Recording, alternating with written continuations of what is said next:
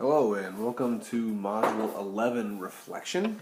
Doug Gordon Isaac here again, and today we are going to talk about communication plans and how we can set up a communication plan at our school to make sure we're reaching all of our stakeholders.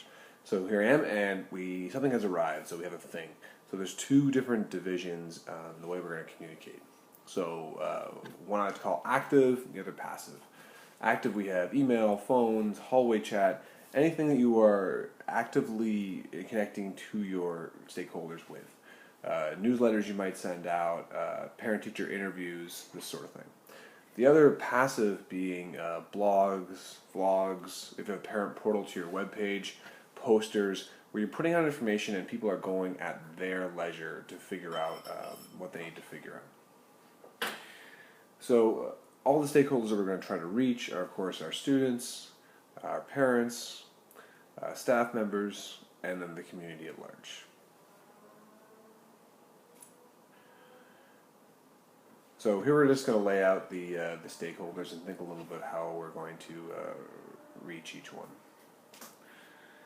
So when we have our school, we have a variety of people who are going to be able to communicating with different stakeholders. We have the administration, which could include the principal, vice principal, parent counselor, or parent council, and a large variety of other organizations. They're going to connect with each one of these groups.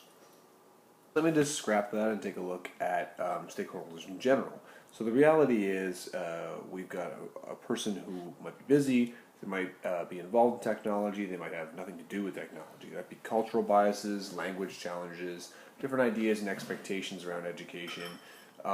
But the interesting thing is that's each one of our stakeholders. So everyone has one of these pieces. In this really complicated sort of ramble about communication is that there are so many ways to communicate, but also there are so many variances in those we communicate with. So because of that, we really can't be the sage on the stage. It can't be a principal that's sending out one newsletter once a month. We also have to look at the techniques that we use to communicate. Right? We can't always rely on one sort of thing because everyone's needs are going to be way different from the other. So the most important thing about our plan is that we come at it from a wide variety of directions, and that it be two-way. We can't have one person talking. We have to make sure it's always a dialogue. Thanks a lot. Enjoy the rest of the week.